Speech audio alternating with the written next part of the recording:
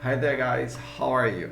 Sejam muito bem-vindos ao meu canal Inglês com Rivaldo. Eu sou o professor Rivaldo e hoje nós vamos ver sobre as conjugações verbais da língua inglesa no presente simples e vocês vão ver que é piece of cake, moleza mesmo. Mas primeiro a gente vai para a vinheta e aí a gente começa a aula. Até daqui a pouquinho.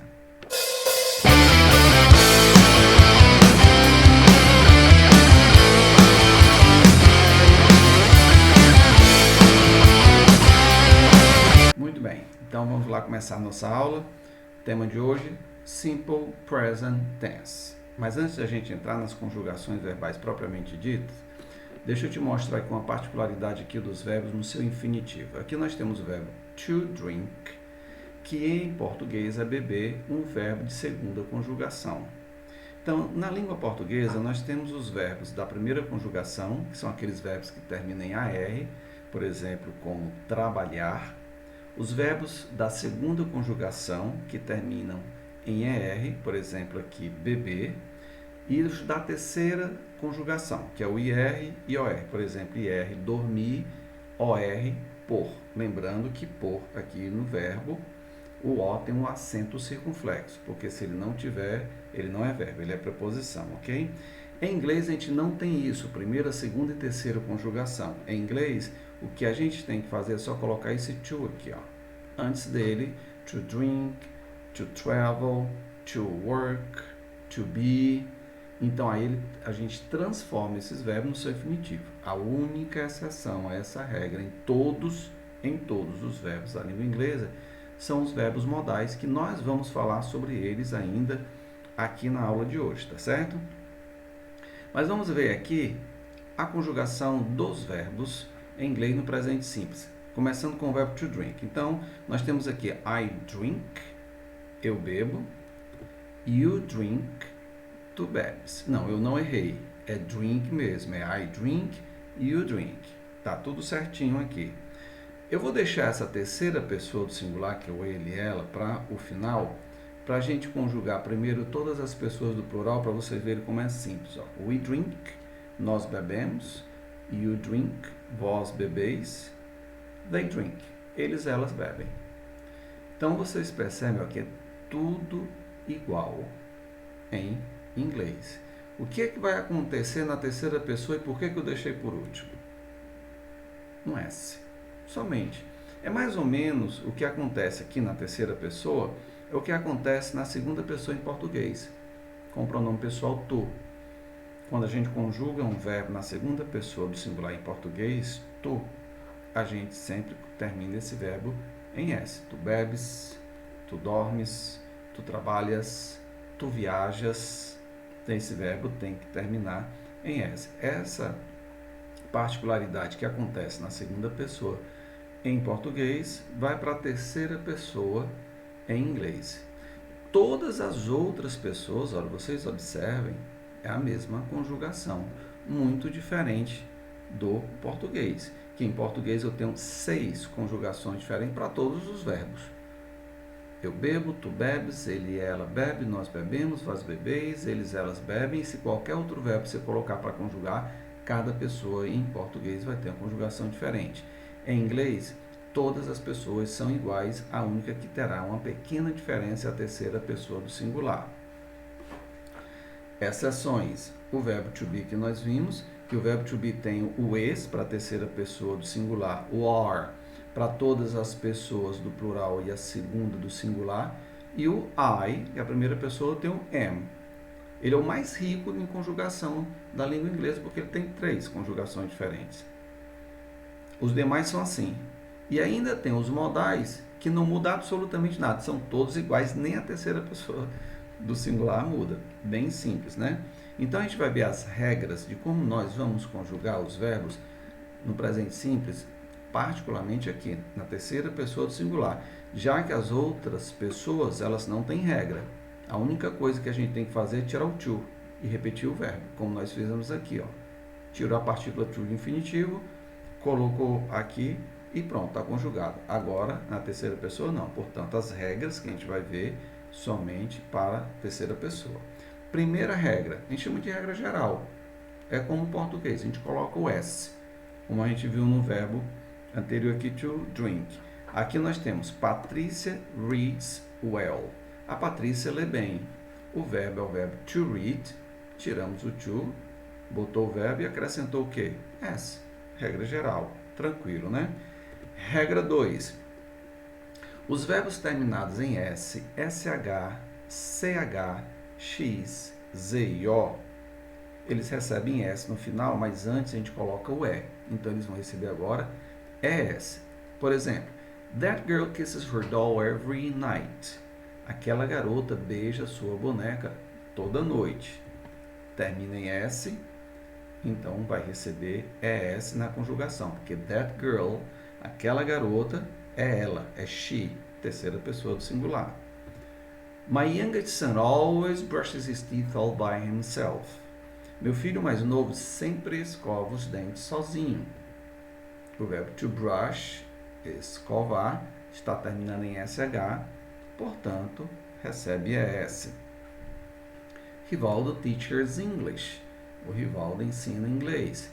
O verbo to teach termina em CH, logo, ES para conjugação. Alberto always fixes his car. O Alberto sempre conserta o carro dele. To fix, consertar, termina em X. Se termina em X, recebe ES. Helicopters rollerblades always whizzes loudly. As hélices dos helicópteros sempre fazem muito barulho. O verbo to whiz termina em Z. Então recebe ES. My uncle goes to the beach every Saturday. Meu tio vai à praia todos os dias. Verbo to go termina em O, portanto recebe ES. Ok? Regra número 3. Aqueles verbos que terminam em Y, mas antes dele tem uma consoante. Então agora, em vez só do S e do E, eu vou colocar também o I. E além de colocar o I, o E e o S, eu vou tirar o Y. Por exemplo, Kate studies English every day. A Kate estuda inglês todos os dias. O verbo to study termina em Y e antes do Y eu tenho uma consoante, que é a letra D. Eu tiro o Y e coloco IS. Está conjugado. Martha's baby cries a lot. O bebê da Marta chora muito. Chorar em inglês é to cry. Termina em Y e antes do Y tem um R, que é uma consoante. Então, eu preciso tirar o Y para poder colocar IES, ok? Temos a quarta regra, são os verbos irregulares. Como o nome está dizendo, verbos irregulares, não existe uma regrinha que a gente possa estar falando como a gente viu nas regras 2 e 3. Por eles serem irregulares, eles têm as suas particularidades e a gente só tem que conhecê-los. Por exemplo, o verbo to have, que é o verbo ter. Se ele fosse um verbo comum, era só receber o S, ficaria haves. Como ele não é um verbo comum, ele forma a terceira pessoa com has. Aí a gente tem que aprender, tá certo? Não tem regra. Por quê? Ou a gente dizer, verbos terminados em VE, tira o VE e bota S. Não, não existe essa regra porque eles são verbos irregulares. Um exemplo, she has such a nice house. Ela tem uma casa muito bonita. To be, que a gente já viu na aula anterior. He's my friend. Eu tenho is, eu não tenho bis, porque ele é um verbo irregular. Ele é meu melhor amigo. Então vamos lá. Só assim recapitulando e reforçando. Se eu tenho, regra geral, se eu tenho verbos terminados em S, SH, CH, X, Z e O, se eu tenho verbos terminados em Y, precedido de consoantes, se eu tenho verbos irregulares, não importa. Em inglês, todos eles, quando forem conjugados na terceira pessoa do singular, vão terminar em S. Ok? Todos. A única exceção são os verbos modais. Eu já mencionei antes, mas aqui a gente vai ver já já. Por exemplo, vamos lá recapitular. To eat, comer. Conjugação terceira pessoa, eats. Regra geral. To miss, sentir falta, sentir saudade, ter saudade. Misses, porque termina em S, recebe a S. To squash, esmagar. Squashes, terminou em SH, recebe o S. E aqui uma particularidade com relação à pronúncia, tá? Existe um esporte com esse nome e muitas pessoas insistem em chamar esse esporte de squash. A pronúncia squash não existe na língua inglesa. A palavra é squash. O esporte é squash. Tranquilo? Beleza. To approach. Aproximar, termina em CH, approaches. To relax, relaxar, termina em X, recebe ES, relaxes. To quiz, questionar, indagar, termina em Z, quizzes, com ES. To do, termina em O, que é verbo fazer, does, atenção, não é dois. A pronúncia é does. Aqui a gente tem a segunda regra. Na terceira, to fly, que é voar, fica flies, porque está terminando em Y, e antes do Y tem um L, que é uma consoante, eu vou tirar o L e colocar o IES. To be é um verbo irregular, vai ficar is. Então aqui a gente tem todas as regras, primeira, segunda, terceira e quarta, ok? Lembra dos modais que eu falei agora há pouco? Muito bem, esses verbos eles são chamados também de anômalos, ou verbos defectivos, porque eles têm muitas particularidades, eles são totalmente diferentes dos demais. Eles são tão particulares que a gente vai reservar uma aula só para eles. Tem traduções similares, mas aplicados em contextos bem diferentes, ok? Esses verbos, em se tratando de simple present, o que precisa ser destacado aqui, já que o nosso assunto é conjugação no presente simples, é que eles, diferentemente dos outros verbos, eles não mudam sua forma. Eles não terminam em S nem na terceira pessoa. Então, eles são iguais em todas as pessoas.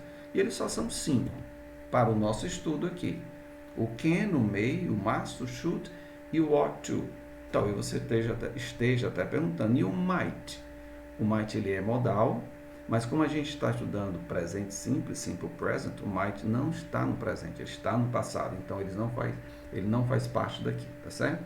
Outros dois verbos que podem fazer parte daqui é o verbo need e there, porque eles podem ser tanto um ordinary verb, que é um verbo ordinário, um verbo comum, que ele vai ser to need e to there, precisar e ousar, ou eles vão ser anômalos, simplesmente need e there. Aí eles, na qualidade de anômalos, eles vão obedecer essa regra. Qual é essa regra? Por exemplo, vamos conjugar aqui o verbo can. Nós vimos que as conjugações dos outros verbos, todas as pessoas são iguais e a terceira pessoa recebe um S no final, um ES ou um IES. Mas eles vão terminar em S. Esses modais não. Então, se eu for conjugar o verbo can, por exemplo, que é poder, atenção para não confundir com o verbo to can, porque existe o verbo to can que significa enlatar, tá certo? E o substantivo can significa lata. Mas aqui é o verbo modal can, que significa poder. Então, se eu for conjugar esse verbo, vai ser I can, you can, he can, she can, it can, we can, you can, they can. Tudo igual. A mesma forma para may, para must, para should, até para ought to, que é bem diferente, esse ainda é mais esdrúxulo ainda, né? Vai ser I ought to, you ought to, he, she, it ought to, we, you, they ought to. O need e o there, na qualidade modal, também não vai variar. Muito simples, né, pessoal? Se a gente fosse conjugar, por exemplo, o verbo poder, can, em português, eu posso, tu podes, ele pode, ela pode, nós podemos, nós podeis, elas podem. 6 conjugações diferentes. Em inglês, uma única conjugação. Tranquilo demais, não é não? Por exemplo, my little brother can play the drums. Meu irmãozinho sabe tocar bateria. Meu irmãozinho é ele, he. Então aqui é só o can.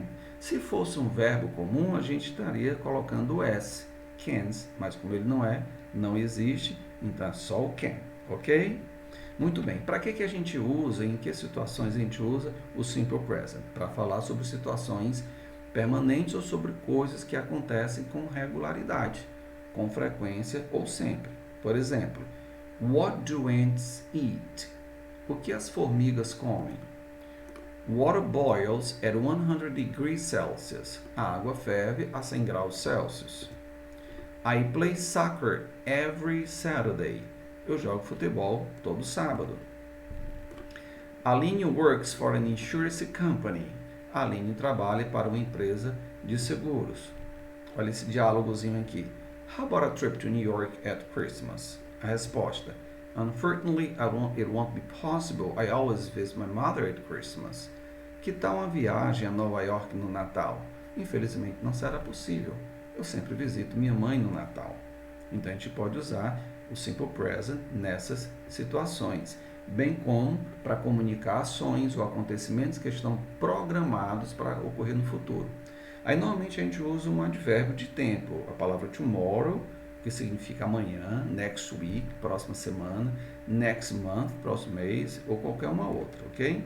Por exemplo, Edmundo travels to the United States or to the USA tomorrow. Edmundo viaja aos Estados Unidos amanhã. See you next week, ou I see you next week. Vejo-te amanhã. Ele serve também para ligar frases, duas orações, ok? Quando a gente tem uma no futuro, ou no imperativo, ou no presente, mais comumente no presente contínuo, no gerúndio. Aí, normalmente, a ligação, o conectivo dessas duas orações, são feitos com as palavras when, significa quando, while, enquanto, as soon as, assim que, till e until, que tem ambas os mesmos significados, que é até, before, antes, after, depois, in case, em caso, as long as, enquanto, whenever, sempre que. Por exemplo, she will not forget you as long as she lives. Ela não o esquecerá enquanto ela viver. Eu tenho aqui o will e eu tenho aqui o verbo to live, conjugado no presente simples, na terceira pessoa do singular, que é she, por isso está terminando em S. No imperativo, call me as soon as you arrive home. Ligue-me assim que chegar a casa. Eu tenho aqui o imperativo, call, porque eu sei que é imperativo, porque está iniciando a frase com um verbo. E o verbo, o seguinte, to arrive, no presente simples, conjugado para o sujeito you, por isso que não tem o S. E no present continuous, you always disturb me when I'm working. Você sempre me perturba quando estou trabalhando. Eu tenho aqui o present continuous no gerúndio terminando em ing, I am working, e o verbo to disturb conjugado no presente simples para o sujeito you. Por isso não tem o S. E agora, quando a gente quer fazer uma interrogativa e uma negativa, a gente usa esse auxiliar aqui, ó. Na realidade, eu acho que essa é uma das raríssimas ocasiões onde no inglês tem um pouquinho mais de detalhe que em português. Porque no português a gente não precisa usar auxiliar para fazer interrogativas e negativas. E a gente em inglês vai usar esse do. Ele não tem tradução, tá? Ele se parece, a mesma escrita, do verbo to do, que é fazer, mas ele não é o verbo to do. Ele é o do, ele não tem nem infinitivo, essa partícula to, ok? Então vamos lá. Eu tenho a seguinte frase. Essa frase ela está na affirmative, afirmativa. Alice and Mário live em João Pessoa. A Alice e o Mário moram em João Pessoa. Eu quero passar essa oração para interrogative. Eu quero fazer uma interrogative question. Então, veja bem. Em português, eu simplesmente mudo a entonação da frase. Se eu tenho Alice and Mário live em João Pessoa, eu quero perguntar em português, eu falo Alice e o Mário moram em João Pessoa, mudo a entonação, tornei a frase interrogativa. Em inglês eu faço só um pouquinho diferente. Eu tenho que usar o auxiliar do. Como se trata de uma interrogação, eu vou pegar esse do e colocar no início da frase. Pronto. Aí depois eu faço o mais difícil, que é colocar o ponto de interrogação. Então, do Alice and Mário live em João Pessoa? Aí eu mudo a entonação. Então, percebeu? Para eu fazer uma interrogativa, basta eu colocar o do antes e o sinal de interrogação depois. Mesmo sendo diferente um pouquinho mais de português, é bem simples, né? Algo parecido vai acontecer para eu fazer uma negative sentence, uma sentença negativa. Eu tenho a mesma frase, ó, Alice e Mário levam João Pessoa, e agora eu quero negar. Sabemos que temos que usar o do. Quando a gente quis formar a interrogativa, a gente colocou o do no início da frase. Agora, como vamos fazer a negativa, a gente vai colocar o do logo após o sujeito. Pronto. E a gente aprendeu na aula anterior, na aula do verbo to be, que para a gente negar, a gente usa a partícula de negação not, logo depois do verbo auxiliar, porque naquela ocasião o verbo to be estava funcionando como verbo auxiliar também. Aqui o verbo auxiliar é o do, então vai ter o not. Ficou do not. Lembra que no verbo to be a gente podia fazer contração? Para a gente contrair a negativa, como é que a gente aprendeu na aula anterior, na aula 6? A gente pegava o not e aproximava do auxiliar do. Então, naquele caso, o auxiliar, que era o verbo to be, aqui a gente vai aproximar do do, vai tirar o o e colocar um apóstrofo, vai virar don't. Pronto. Se você quiser rever essa aula sobre o verbo to be, eu vou deixar o link logo abaixo aqui da aula, que aí você, depois que terminar aqui, você clica lá e revê a aula to be ou assiste, se você não assistiu, tá certo? Então a negativa vai ser Alice and Mário do not levam João Pessoa ou don't levam João Pessoa. Tornou em negativa. No segundo exemplo, eu tenho agora a terceira pessoa do singular como sujeito, que é João, que é he. João works at Banco do Brasil. Isso aqui é uma affirmative sentence, uma oração afirmativa. O João trabalha no Banco do Brasil. E aí a gente já aprendeu que quando se trata de terceira pessoa do singular do presente simples, o verbo sempre tem uma conjugação, ok? Se eu quiser fazer a interrogativa dessa questão, em vez aqui de colocar o do, eu vou colocar o does. Ó. Does João work at Banco do Brasil? Você percebeu que agora é o does e não é mais o do? Pronto. Só que a maioria de nós, professores, quando a gente está em sala de aula, a gente simplesmente fala para o aluno, ó, coloca o does antes e tira o S do verbo. E aí a frase está na interrogativa. E está correto, isso aí não está errado. Só que eu vou mostrar agora como fazer. A gente vai fazer uma dissecação agora, ok? De uma peça anatômica do inglês. Então vamos transformar essa oração numa interrogativa. Vou voltar aqui, apaguei tudo para a gente pensar no início. Eu quero tornar essa oração, ó, João works at Banco do Brasil, você vê que é a mesma frase, ó, só botei a interrogação logo. Eu quero transformá-la em uma interrogative. Então, o que é que eu faço? Nós aprendemos que para fazer interrogativa a gente usa o auxiliar do no início, não é verdade? Quem é o sujeito? João. Terceira pessoa do singular. He. O verbo termina em que letra? Ó. O que é que acontece com os verbos conjugados no presente simples, na terceira pessoa do singular, que terminam em S, SH, CH, X, Z e O, que é o nosso caso. Eles recebem isso, ES. Eu boto o do e acrescento o ES. Então o das, ele não é um novo auxiliar. O das é o do conjugado na terceira pessoa do singular, porque é um verbo terminado em O. Tranquilo? Eu acho que só por essa dica merecia um like logo nesse vídeo, não? E se você não é inscrito ainda, acho que merecia a sua inscrição. Ó. Clica aqui, ó. Só clicar, tá certo?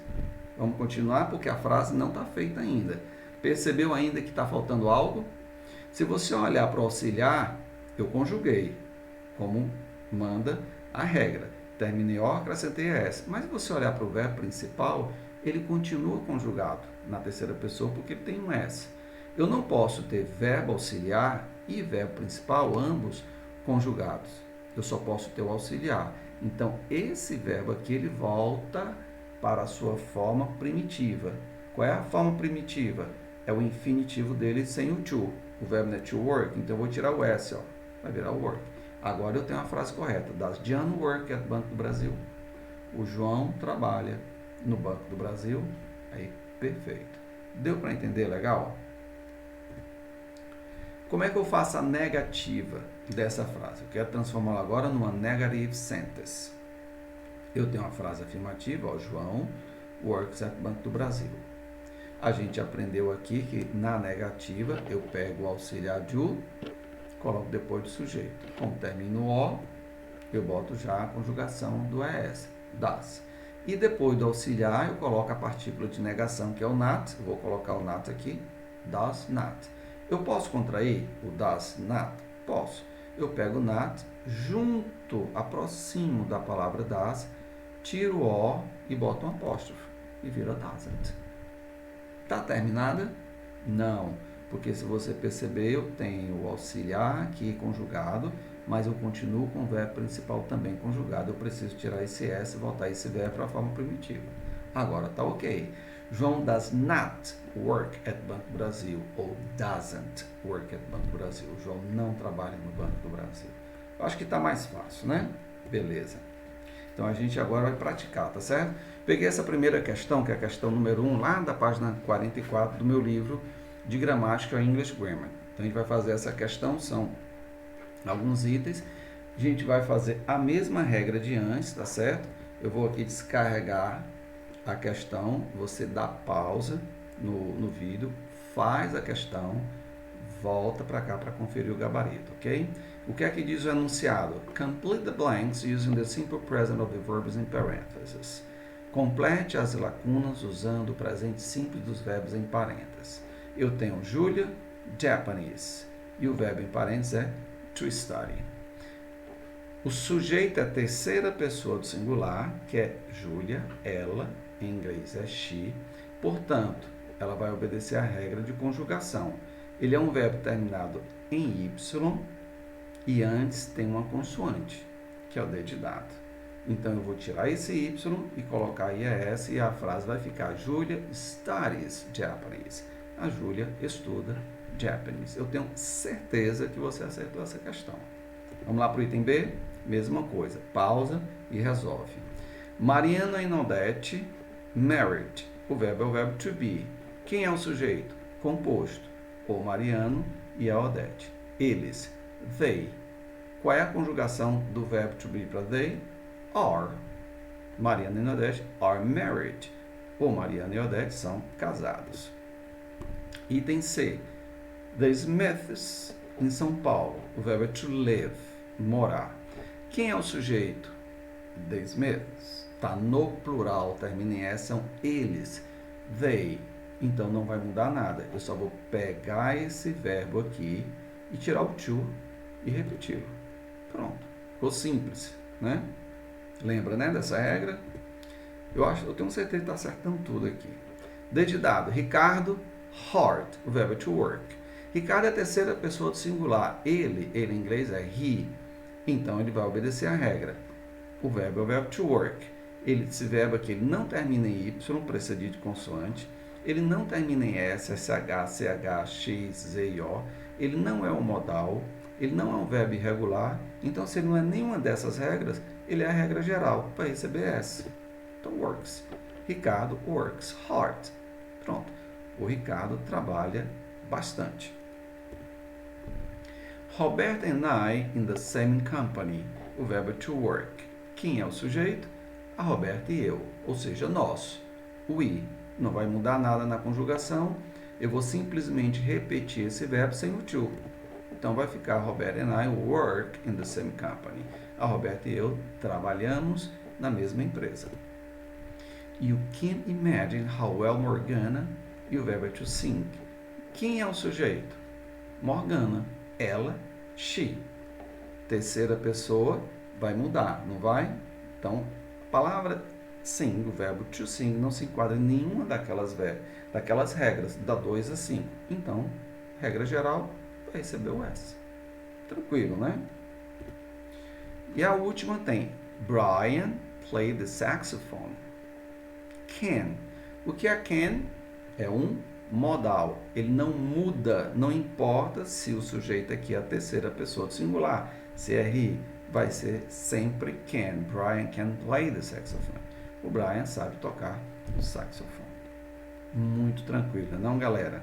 Olha, se você então gostou dessa aula, não esquece de dar o teu like e se inscrever no canal se você ainda não é inscrito, tá certo? E compartilhar. Se tiver alguma dúvida, fique à vontade para colocar nos comentários, tá bom? Então vamos ajudar o canal a crescer, a alcançar mais pessoas para aprender inglês, porque aqui, como eu falei para vocês, toda semana a gente vai ter uma aula nova e dicas também sobre o ensino da língua inglesa. Um grande abraço, see you next class. Bye bye.